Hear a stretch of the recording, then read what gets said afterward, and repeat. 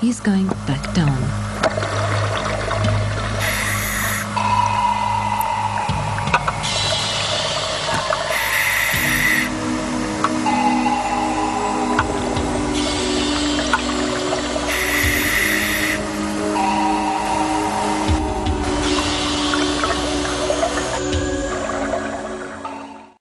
The recovery attempt is a massive operation.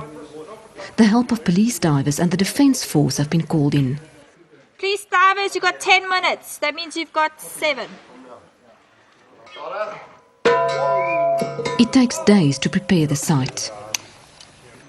Specialised medics are on standby. When I first discovered him, I tried to lift him up, but found that he was very firmly stuck in the mud. Well, not actually his body, but his tanks that were on his back, they were in the mud. So the first thing I have to do when I reach him is remove him from his tanks. When I place him into a body bag, what we've done is designed later. Yeah, okay, that's great. A dive plan coordinates Shaw and his support divers' actions down to the last second. Long-time friend and highly qualified diving instructor Don Shirley helps with the planning. Yeah. If anyone falls out of that.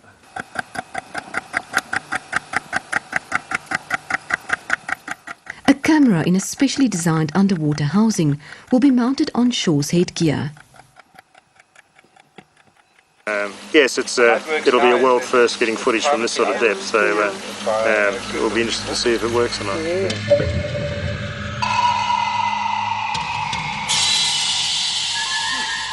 The big day dawns.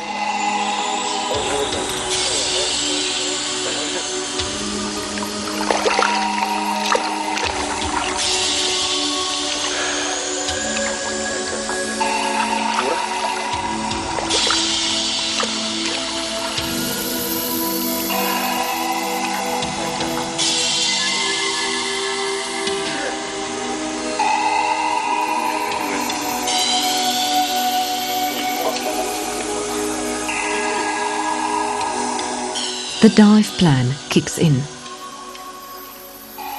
Shaw's descent will be fast. Following a pre-installed drop line, he should reach the bottom of the cave within 13 minutes. He'll then follow the thin cave line he had previously attached to Dreya's body. He has 5 minutes to put the body into the body bag.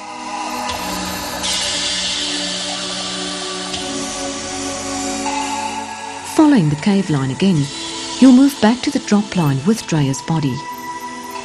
He'll then slowly make his way up, handing the body to Don Shirley, who will be waiting at 220 meters. Shirley will pass the body on to other divers waiting at different levels.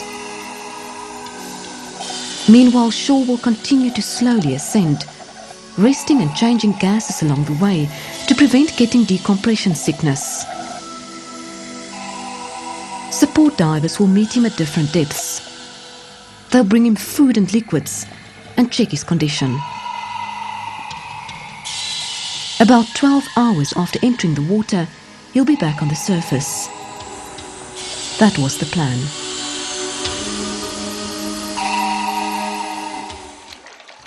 Coming up after the break, how a carefully planned recovery mission went horribly wrong.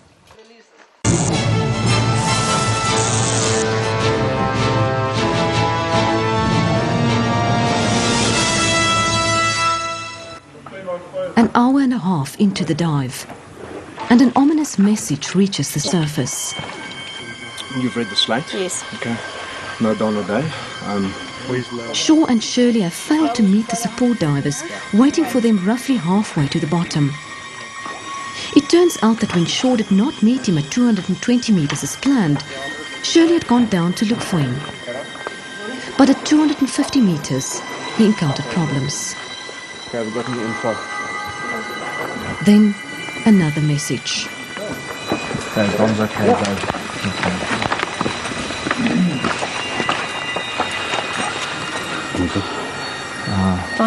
Don's okay. Dave's not coming. Dave's not coming. Shirley had seen a light in the distance. It wasn't coming up. He had done what he could to get to shore.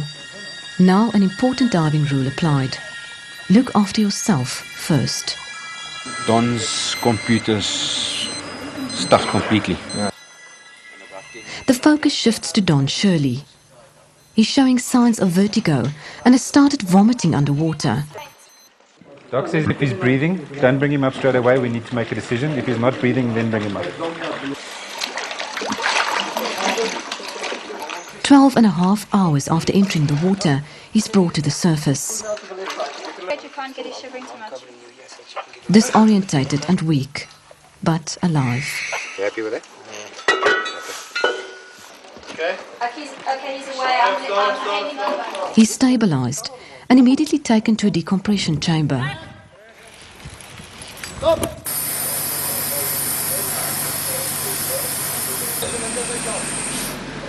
Dave's wish was to stay, if he died diving, to stay where he was.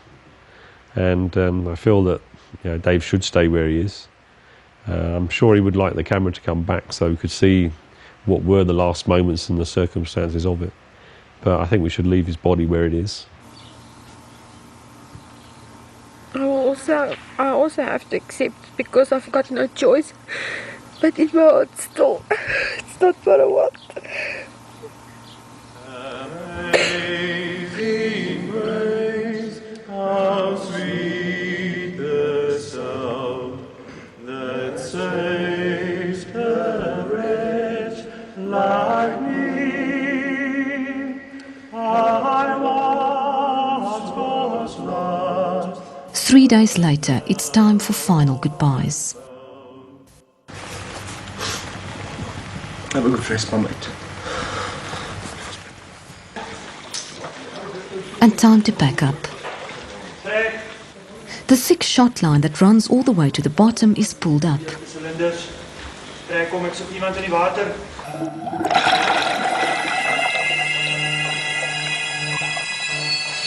It's then that they make a startling discovery. Ja, met die cameras nog aan. Ja, en onder hom hang nog 'n ding. Dit lyk soos 'n twinpack. So dit is definitief vir die hele liggaam met dit lyk vir die hele liggaam. Maar in what seems like the greatest coincidence, both bodies are recovered. And time to pack up. The thick shot line that runs all the way to the bottom is pulled up.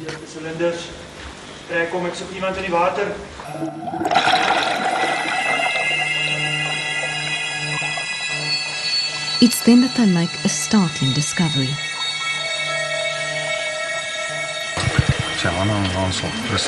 ja, met die cameras nog aan. Ja, en onder hom hang nog 'n ding.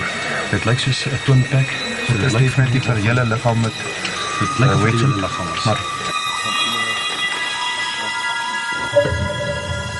in what seems like the greatest coincidence, both bodies are recovered. A mere 20 meters from the surface.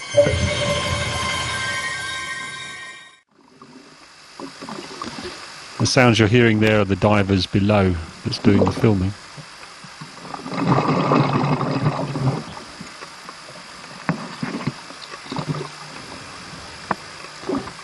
Dave's getting ready to go down now.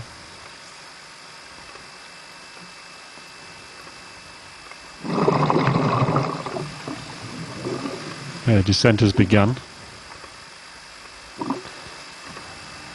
Now moving through the restriction, just checking that everything's okay with the computer.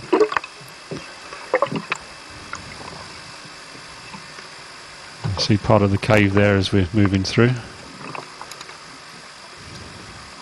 This is the oxygen hanging at 6 meters. It's getting past all the clutter that's there. There's our cameraman. Everything's going good. We're moving quickly. Final check. Everything's good.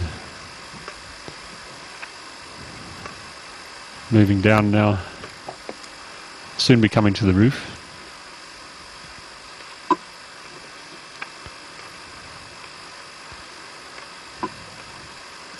Just passing 22 meters. Everything going good.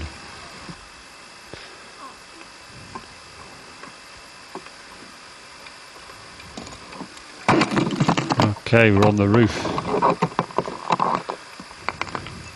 You see a bit of rock coming down from the roof there. Now we're in the clear. Now we're descending on the line. Running down the line quickly, everything's going good. Final check, PPO2s are good. Moving down the line, my oxygen levels are right.